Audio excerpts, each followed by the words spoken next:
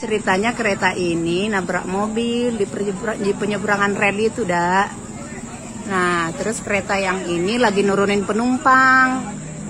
Tadi ini nabrak. Jadi dia nggak mau jalan dulu karena di sini orang rame yang nabrak mobil ini. Dia habis nurunin penumpang, dia diam dulu di situ berhenti.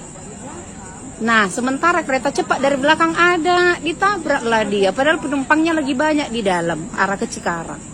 Ditabrak kereta cepat inilah penumpangnya banyak lah, korban itu di atas sudah berdarah-darah semua, ada yang meninggal nggak tahu lagi aku berapa itu jantungan aku.